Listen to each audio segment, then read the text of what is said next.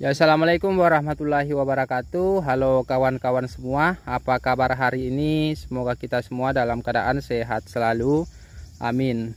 Jadi pada kesempatan pagi hari ini kita kembali lagi di tanaman cabai keriting varietas Rada lokal Sumatera Barat yang kita tanam di lahan bekas, lahan janda, tanpa pengolahan lahan dan tanpa pemberian pupuk dasaran apapun. Dan ini sekarang tanaman cabai kita di usia 56 hari setelah pindah tanam. Dan di daerah saya itu mulai lebaran itu 1 minggu ini terakhir setiap hari hujan. Dan itu kemarin kita sudah melakukan penaburan dolomit untuk menetralkan pH tanah. Dan itu penyemprotan kita tertunda. Dan biasanya kan kita melakukan penyemprotan itu setiap 3 hari sekali. Barulah kesempatan pagi hari ini kita akan melakukan penyemprotan itu selang 5 hari dari penyemprotan sebelumnya. Jadi tertunda 2 hari akibat musim hujan. Jadi kalau misalkan musim hujan itu banyak kegiatan-kegiatan kita seperti pemupukan ataupun penyemprotan itu kadang tertunda. Jadi barulah kesempatan pagi hari ini saya akan melakukan proses penyemprotan yang ke-16 kalinya pada tanaman cabai kita. Dan sedikit saya akan berbagi pengalaman, berbagi pengetahuan kepada kawan-kawan semua tentang kelebihan dan kekurangan fungisida Topsin. Kebetulan penyemprotan ini saya akan menggunakan fungisidanya itu saya menggunakan fungisida Topsin.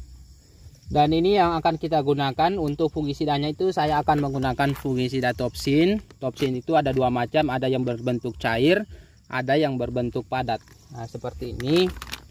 Nah, kalau ini kemasan 1 kilo kalau tidak salah. Ini kemasan 1 kilo 500 gram. Oh, 500 gram juga.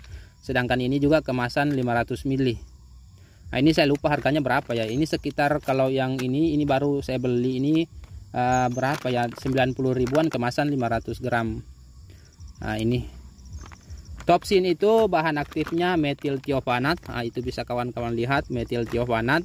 Nah, 500 gl kalau ini 500 gl, kalau ini 70%.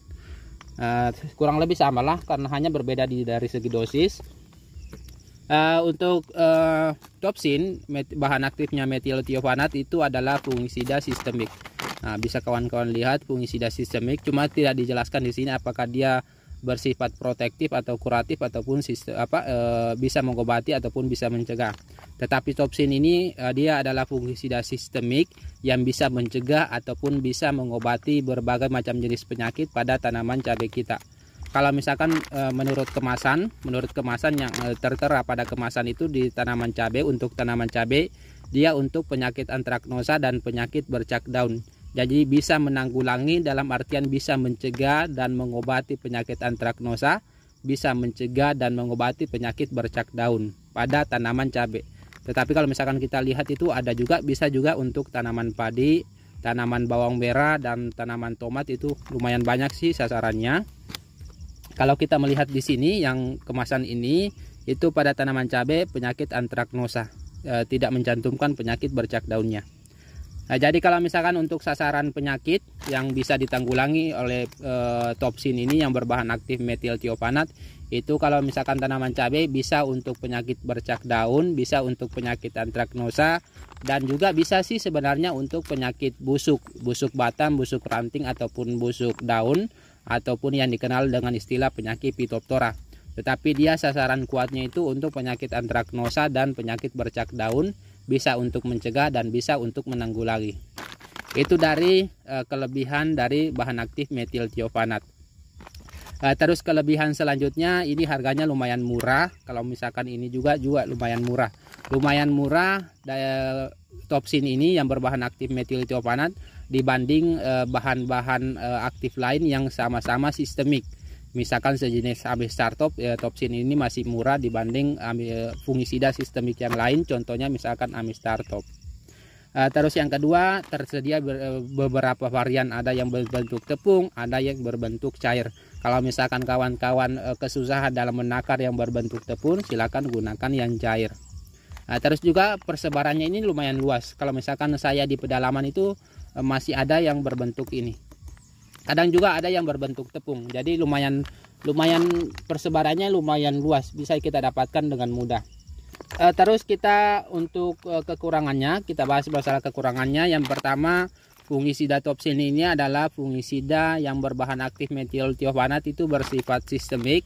Kalau misalkan menurut aturan ataupun anjuran dari untuk aturan pestisidanya, itu jangan terlalu sering menggunakan fungisida sistemik pada tanaman, baik itu pada tanaman cabai ataupun tanaman lain dalam satu bahan aktif. Jadi kalau misalkan kita menggunakan bahan aktif metomil, jangan terlalu sering menggunakan bahan aktif metomil pada tanaman kita. Jadi cukup beberapa kali yang kita gunakan selama musim tanam. Kalau menurut aturannya sih sebenarnya cukup menggunakan 3 kali penggunaan satu bahan aktif yang berbahan aktif sistemik, itu yang bersifat sistemik pada musim tanam. Cuma kalau saya biasanya itu saya menggunakan 3 kali dulu, nanti setelah itu saya rolling, baru nanti kemudian beberapa bulan kemudian baru saya gunakan kembali. Cuma yang pastinya kalau kita menggunakan yang sifatnya sistemik itu jangan terlalu sering. Misalkan di setiap kali melakukan penyemprotan itu jangan kita menggunakan yang sama-sama bahan aktifnya. Kita lebih bagus rolling dengan bahan aktif lain. Terus yang kedua, untuk fungisida Topsin ini lumayan boros kalau misalkan di penggunaan. Kalau di sini yang berbentuk cair itu kemasannya dosisnya lumayan tinggi karena di sini mencantumkan 4 mili. Kalau saya itu biasanya cuma gunakan 2 atau 3 mili, tidak pernah gunakan 4 mili karena kita gunakan sebagai bentuk pencegahan. Kecuali misalkan kawan-kawan gunakan sebagai bentuk pengobatan, itu bisa gunakan 4 mili. Kalau misalkan masih dalam tahap pencegahan, cukup gunakan 2 atau 3 mili kalau yang berbentuk cair. Kalau ini bisa gunakan 3 sendok makan untuk pencegahan, nanti di pengobatannya itu bisa gunakan 4 sendok makan. Jadi pencegahannya 2 atau 3 sendok makan kalau yang berbentuk tepung. Terus kekurangan selanjutnya ya tergantung dari bentuk yang kita gunakan. Kalau misalkan ini dia bentuknya tepung atau WP, ya kita harus benar-benar aduk. Kadang menyumbat di nozzle, kadang macet-macet. Terus kita kesusahan menakar kalau misalkan kita menakar pakai sendok. Kalau mau akurat itu pakai ini, karena kan kita bisa menggunakan takaran yang mili, jadi dia lebih pas. Kalau misalkan kita gunakan 3 mili, ya kita tinggal atur 3 mili per liter. Jadi itulah mungkin beberapa kelebihan dan kekurangan. Silakan kawan-kawan nilai sendiri. Mau melihat dari sisi mananya silakan. Mau gunakan silakan, mau tidak mau gunakan silakan. Terserah kawan-kawan, yang pastinya tahulah sedikit apa kelebihan dan kekurangannya. Jadi selanjutnya kita langsung ke pencampuran apa yang akan kita gunakan. Yang pertama ini untuk insektisidanya saya menggunakan insektisida Bespidor. Ini bahan aktifnya imidacloprid ini.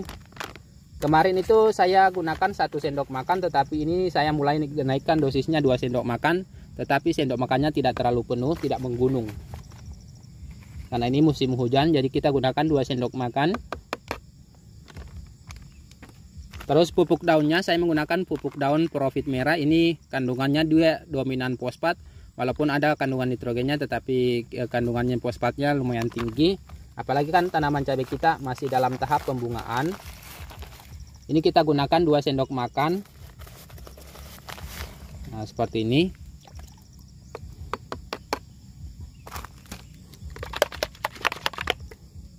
Terus topsinnya ini, fungisida Topsin. Ini kita gunakan 3 mili. 3 mili itu berarti dalam satu tangki 15 liter.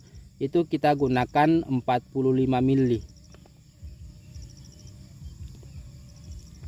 Ini 15 mili, terus kita tambah 30. Berarti dia 45 mili.